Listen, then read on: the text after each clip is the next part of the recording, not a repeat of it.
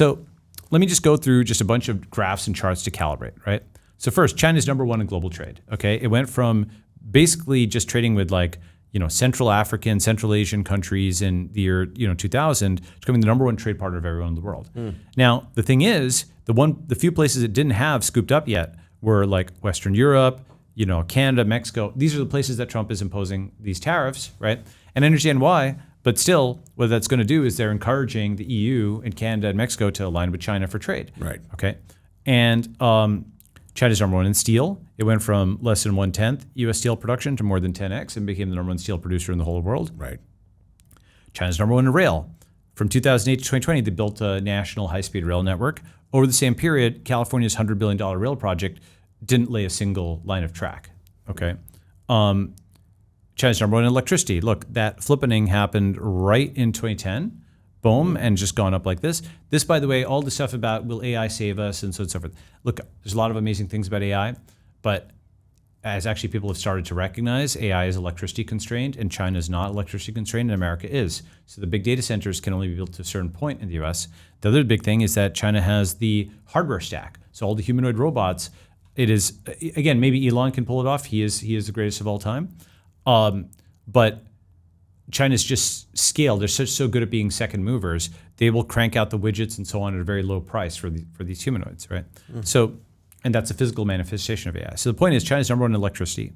They're number one in nuclear, right? Look at all the plants they're building over here. Actually, to India's credit, India and Russia, the RIC of BRICS, they're actually doing fairly well. The U.S. has been stuck. Now, Trump is just unblocking this now with nuclear. He's just talking about this. Yeah. There's some good that's happening there, right? But the U.S. would have to, plus also that would actually have to happen and actually get built, right? Right. You need the physical execution to make that happen. That's not trivial, right?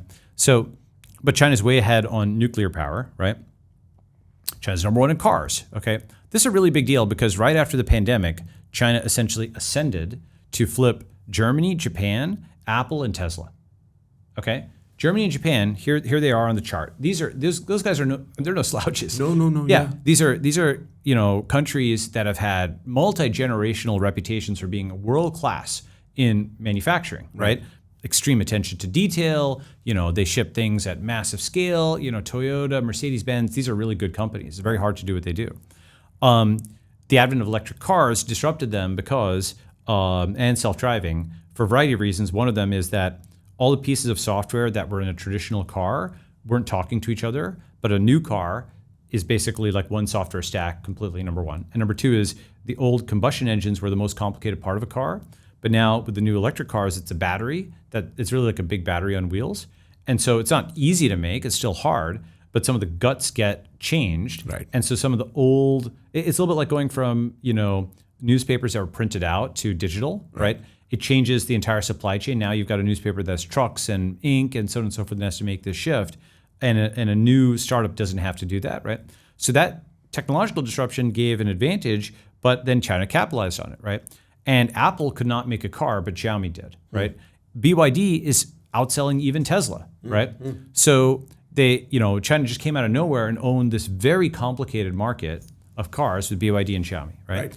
And other Chinese manufacturers. China's now number one in ships. Okay, wow. This is a slide from the U.S. Navy that shows that China has 200x America's shipbuilding capacity. Wow. Okay, and there was a Secretary of the Navy, we can show that clip, that one Chinese shipyard makes more ships than the entire U.S. Navy, the entire U.S. combined. Okay, and there's a Raytheon CEO or the Raytheon CEO a few years ago who said, actually, we could pull our stuff out of Russia, we can't pull out of China, we can't decouple, right? And I can show another graph which shows the U.S. military itself is made in China. Like famous U.S. armaments, like the Tomahawk missile. There was a study commissioned by the Pentagon, $400 million study by Govind, that shows that the supply chains for the U.S. military come from China. Actually, let me show you those. Wow. So at this point, even the U.S. military, which offers it the sovereignty that it has, is undecouplable from the Chinese manufacturing empire. That's exactly right. Wow. The U.S. military is made in China. It's like the dollar being printed in China. Yeah, because of course, the thing is that people think that, for example, that the military is like a different thing than the domestic supply chain, but actually the military is, often a subset of the domestic supply chain because you, except in places like North Korea or something, your scale, most of the time you're at peace, right? So most of the time you're making cars for peace rather than tanks for war, right? So the scale of your peacetime economy constrains the scale of your wartime economy. Right. That's a really important concept. It's not like a separate supply chain, right? Right. So It's the same unit that will manufacture the tanks later. yeah, exactly. That's right. So let me show you The same steel will be co-opted for your missiles later. That's right. And that's what America was mid 20th century. Right. It's because it had all of that stuff, right? So here, let me just show you 3 clips. And it was accelerated by the wartime economy of the 40s for manufacturing more things, whether that be microwaves and radio waves and That's all right. those things, right? That's right. That's right. So let me just show you some clips here. Ready? And we can, okay. Ansh will attach these clips later, right? Yeah. This will happen, yeah. One shipyard has more capacity than all of our shipyards combined. But it is a reality, which means they have 13 shipyards. In some cases, their shipyard has more capacity. One shipyard has more capacity than all of our shipyards combined. Wow. One shipyard has more capacity than all of our shipyards combined. Wow. Okay. Let me show you a few more. Here is the CEO of Raytheon. Important for the American people to understand is the relationship with China, we have to find a way to get along. There is a codependency, whether it's rare earth metals, whether it's pharmaceutical precursors. Again, $500 billion of trade comes from China to the U.S. every single year. So while we talk about pulling supply chain out of China and resourcing out of China, I would tell you it's very impractical. We've been de-risking for a couple of years, making sure that we have second sources for critical componentry. But unlike Russia, where we pulled out 2 weeks after the invasion last year, we shut down our factories, we pulled our people out, and we completely cut off any contact with our Russian customers. You can't do that with China. Too big, too important, and too necessary to the U.S. economy. By the way, that's not just any person who's saying that. Raytheon is one of the so-called primes, like the big, like the big tech companies. There's like Apple, Google, and so there's primes, which are the big U.S. military, defense manufacturers, Raytheon, Boeing, and so on and so forth. So for him to say that is essentially acknowledging this: the U.S. military is made in China, right? So let me zoom in on this guy. So basically, this shows, you see the Tomahawk missile, famous U.S. armament? Right. When you go to the supplier, it's like Hangzhou Fishery Company, and Bolts Limited or whatever, right? And so this is something which is not like a small thing, like, all these famous U.S. armaments. And of course, you kind of know this, like, even many Trump hats, for example, are made in China. And that study comes from the, go ahead. No, I was just, if MAGA hats are made in China, that's like an irony in itself. It is an irony, right? I know, and I feel bad for them, but it's also something where it's funny that China, they'll just make a buck on something. They'll make the MAGA hats, who cares, right? Right. So, but here, this is actually from this, from the Pentagon, and it shows Chinese suppliers and U.S. supply chains just went completely vertical starting after 2010, right? And that, Chinese semiconductors and critical military platforms. I mean, look, there's people who are working on trying to fix this and so on and so forth. We just need to understand where the world is, right?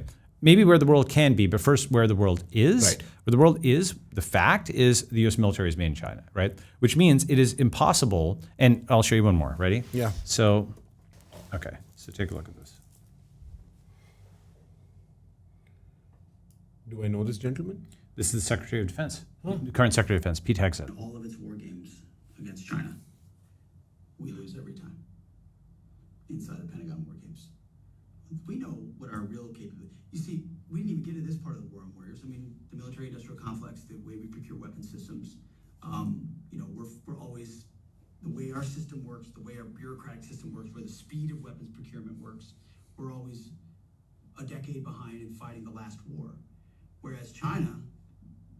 We have what did Rumsfeld say? You go to the war, the army you have. We have the army. China's building an army specifically dedicated to defeating the United States of America. That is their strategic outset. Take hypersonic missiles.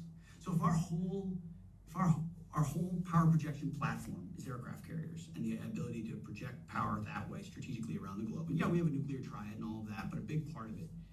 And if 15 hypersonic missiles can take out our 10 aircraft carriers in the first 20 minutes of a conflict.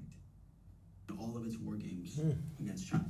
I see what you mean. Okay, so just to tell you who I'm quoting there, right? That's the current Secretary of Defense under Trump. That is the former Secretary of the Navy under Biden 2 years ago. That's the Raytheon CEO, and that's the Pentagon itself. Right. Okay. So you're citing official sources. I'm citing the official sources. This is the DoD, right? So that's something which is, called admission against interest or what have you, right? And now to be clear, in a sense, you only have a war if both parties think they can win. If one party doesn't think they can win, then usually there isn't a fight, right? Yeah, there's a negotiation. There's a negotiation, that's right. So in a sense, it is good that the Secretary of Defense is cognizant of the fact that Chinese hypersonics are set up to sink U.S. aircraft carriers. This is the same sort of standoff missile thing that India, Pakistan was doing recently, right? And also that Russia and Ukraine, long-range missiles are changing, what war is and battle is. But so it's good that they're aware of it. But this hasn't been priced in the world. People have not yet taken on board that China is now the military superpower of the world. Got it. People haven't realized that at all. There's still fight between USSR and the USA in that. Yeah. They still it's similar to not pricing in that Russia has won in Ukraine, right? That kind of that's happened. Let me actually show you a few more graphs. Okay, so China's number one in ships, right? It has now the world's largest navy. Again, when China turns it on, just like with cars, it just went boom, flipped the U.S. Okay, and then you'll always hear some cope, which is they don't yet have the same number of aircraft carriers as the U.S. But that is something that is just cope, right? They're 5 years away from it. If they try to manufacture, if they try to, they can. Yeah. But the thing is also that's also not the right metric. It's like saying Netflix doesn't have as many stores as Blockbuster. Sure. Yeah, they're doing something paradigmatically different, right? Right. So maybe you don't need aircraft carriers in the same way, or they're like drone aircraft carriers or something else, right? Aircraft carriers may be actually sitting ducks in the era of hypersonics and what have you, right? So China has the world's largest navy. China's also number one in cities. It has 113 cities with over 1 million people, bigger than SF and so on and so forth, right? Right. And unless you've actually traveled there and seen it, it's actually really remarkable what they've got there. In Shenzhen, you have drone delivery is routine, right? Self-driving is routine. All this stuff is routine. Sidewalk delivery robots, routine, right? So they are ahead. They're ahead by a lot, right? And they've just really turned it on. Again, there's lots of stuff that's bad about China. The problem is at this point, people are like, oh my God, you love China so much. I'm going to critique them in a second, okay? But point is, I'm just a reality show, right? Okay.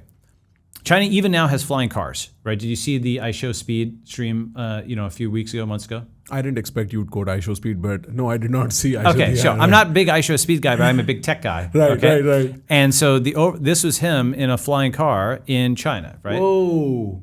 That's wild. So it's basically a human-sized drone, right? That's exactly right. Now here's the thing about this. I actually showed this. Here, let me show you something. I put this up. We live in a strange world where we quote the Raytheon CEO and iShowSpeed in the same conversation. Yeah, it's funny. He's a cultural force, no doubt. He is. I think he recently met the president of Albania, right? And I mean, it tells you how different generations are at this point. Whoa.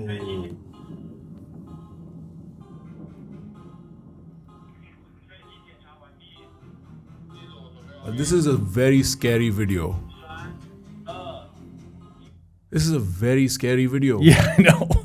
This changes everything. Yeah, so basically, there's the Peter Thiel quote, we wanted flying cars, we got 140 characters. Yes. So I just did a little remix of that. We wanted flying cars, but we got them with Chinese characters because in the US, regulations prevented this from happening, right? Where's My Flying Car is this really good book by J. Storrs Hall, okay? Where's My Flying Car? That documents exactly when a certain set of decisions were made that pushed all innovation. In the 1970s, any energy-intensive innovation was essentially prohibited, and that's why it pushed everything into computers. Yes. Right? So 100% of the innovation, not 100%, but most of the innovation was in non-energy intensive areas. Right. Because the physical world was so highly regulated. Right. And this was short-term risk aversion that led to long-term catastrophic risk because now China's so ahead physically, right? People thought, oh yeah, someone could fall off a plane or if it crashed or whatever. It was always some downside scenario, risk scenario that led people to avoid the physical world risk, right? Right. Okay. So, just to simplify for people, Yes. sometime in the 70s, the rate of progress in information technology started far superseding physical technology. And so you saw a lot of stuff happening on screen, on the internet, and with information, not so much with manufacturing, not so much with innovation in the physical space. That's exactly right. Yes. That's right. And so here is the stream, by the way. Now, the thing about this is this went out to whatever millions of people are on his stream, and it showed them that, like, China's not a third world country anymore, right? Whoa. It's basically like a helicopter, but I'm assuming it's a lot cheaper to operate. Well, that's the thing. It's a remote controlled helicopter. So there's no driver in here? No. He's just sitting. Yeah. And somebody's operating from the ground below. Or it's self-driving. That's right. Whoa, that changes everything. Yes. Because most people don't have the skill to pilot a helicopter. I mean, in wars, you could drop payloads using this. Of course. Sure. I want to mute this so Yeah, sure. we're more audible. Yes. But like, this reduces the cost of war to just the hardware you need. And So this is what's happening in Ukraine. If you follow the Ukraine conflict, what's going on with the drones there, for example, they've got all kinds of different scales of drones. But short answer, yes. Yes. Right? So what that also means, by the way, is that physical borders and digital borders will need to coincide, because if somebody can script drones in your territory, they can do things to you. yeah. Right?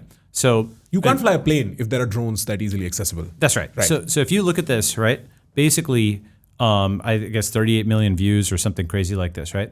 So this is something that's broadcasting what China actually is today, and it's ahead. The U.S. is not able to do this, right? And so the point is that in various areas, they're ahead. Now, when I posted the thing about, flying cars, people would say, Balaji, it's not a flying car. It doesn't have wings. It's not a flying car. It doesn't have wheels, right? It does not fly a car. It can't go long distances. And I was like, again, this is similar to saying, Netflix doesn't have the number of stores that Blockbuster does, right? It is being stuck in an old paradigm and not thinking, okay, well, DJI did drones, and therefore China's hardware ecosystem has a lot of experience with quadcopters and all the control theory required to balance them and so on. And now actually that's all reinforcement learning. And in the same way that an iPad is a scaled up iPhone, right? This is like a scaled up DJI drone, okay? And it achieves the function of a flying car, which is you as an individual get from point A to point B in the air without going on the land. Does it matter if it's a copter versus wings? In my view, no. What about the wheels thing? Well, there's some models actually they're developing that also have wheels, but even that doesn't actually matter. And the reason is that what matters is they can actually get a lot of experience now doing 1,000, 10,000, 100,000, 1 million rides within Chinese cities. They're calling this the low altitude economy. Again, Uber was on this. They were working on this years ago, and the U.S. government and the regulators and the media all attacked Uber and so on. This is why this stuff isn't happening in America, because the state attacked the tech guys and stopped them from doing it. I can see this over and over again. Why did DJI not happen in the U.S.? Because the FAA went after consumer drones and stopped them, right? The regulatory state, because it can't take calculated risk, it is only about reducing some negative headline rather than taking calculated risk. Because of that, that's why the U.S. has gotten held back. That's why nuclear has gotten held back. That's why flying cars, that's why drones, all this stuff's gotten held back. And India should not repeat those mistakes, right? Indians should not repeat those mistakes. We should figure out special economic zones where we can actually do these experiments and people can opt into the physical risk that's there, because no risk, no reward. Risk aversion is reward aversion. Okay? Right. All right. So China even now is flying cars, and the remaining areas, planes, chips, even AI, Boeing has huge problems, as we know, right? Right. And COMAC, which is China's airplane, is because of the Trump sanctions or tariffs, China and the EU get closer and closer. China will get probably European approval 3 to 6 years. Chip makers, they're catching up. The entire thing is like the CEOs of the 4 major, or at least let's say 4 of the major chip makers, so TSMC and now Intel, AMD, Lisa Su, and of course NVIDIA are all of Chinese ancestry. And the Chinese diaspora is 60 million people, okay? But that's less than 5% of China, which has 1.4 billion people, right? Right. So the entire premise that like China culturally could never figure out chips when its diaspora is really, really good at chips was an incorrect premise. Basically, the entire thought that like challenged China to a race of cloning a technology that already works for national pride and to really get really good at quantum mechanics. This is like challenging Italians to a pizza making contest or something like that. This was like right up their alley. It had instead the fight been over whether China can make its case in English, right? That's not a core competency for them, right? So this confrontation on chips was a very poorly thought out kind of thing where people, what the U.S. did when it tried to sanction China on chips is actually force China's chip ecosystem to vertically integrate in a way they'd never integrated before, right?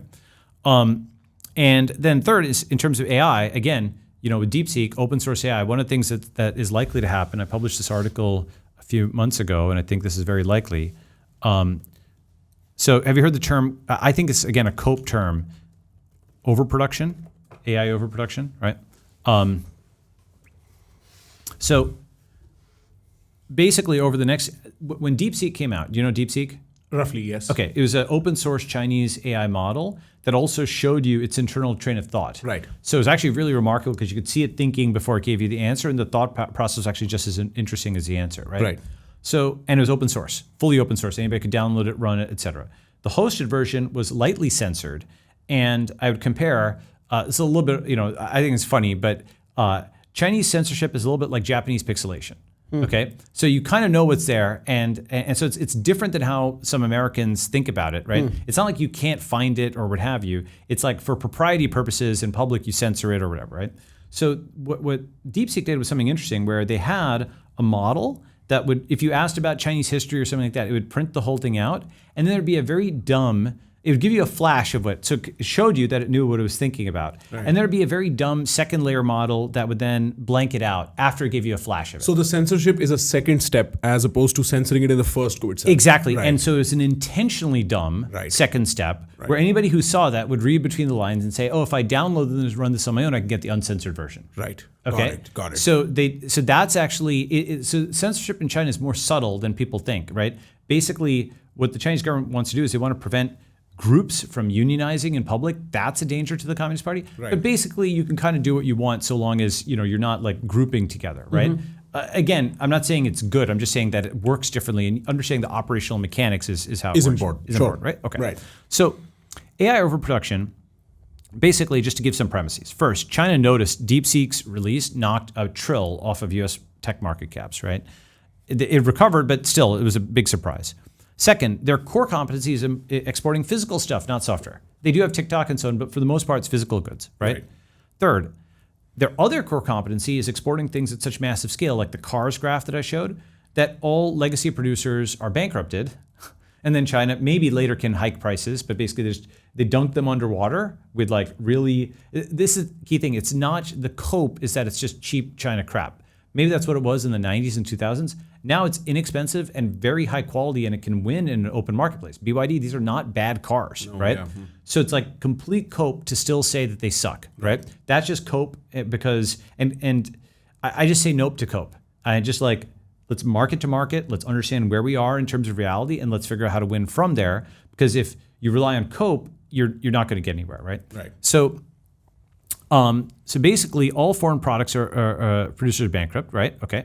So China is well aware that it lacks global prestige as a copycat. DeepSeek was this huge thing for China where everybody, even when it didn't make sense, they were like adopting DeepSeek. But the point is that local officials in local places, DeepSeek, because it's open source, anybody could adopt it anywhere very, very quickly. It's not even an API, it's like open models, right? And then finally, what you put all these together, like the founder of DeepSeek met with not just Xi, but also the number 2 in China, Li Qiang, and so on. So what China sees is with open source AI models, they can hit US tech companies, boost their prestige, help its internal economy, and take the margins out of AI software. And instead, where they make the money is they export AI-enabled hardware, right? Like robot dogs and smart cameras, smart drones, like a fridge that can talk to you and a fridge that's your nutritionist and so on and so forth. All of that is going to come, right? I think of it as like the garden of intelligent things, right? You have all kinds of devices like basically like dogs and cats around your house, except they're effectively robots or devices of different kinds, right? So embedded AI in everything. Intelligence becomes super cheap in this way, right? And so this is something where the reason I bring that up is people will say, oh, well, the US still has advantage in AI. I'm like, I don't know if that's going to exist in a 4-year window, because it's quite possible that China open sources AI, undercuts US hosted AI, and then that either hits US tech company market caps, or also possible the US already has bans on DeepSeek at the hosted level, okay? but it might ban DeepSeek at the open source level, and they might say, this is a CCP technology, it's got CCP coefficients, it'll brainwash our kids, we don't want it, and so it's fine, I understand that.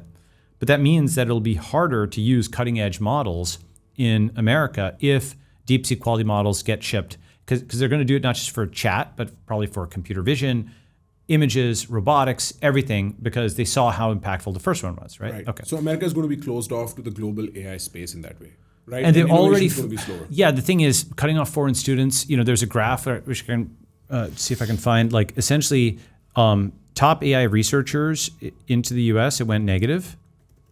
So let's see here. Basically, there was a graph which showed that US AI researchers are no longer coming to the US. And instead go to China?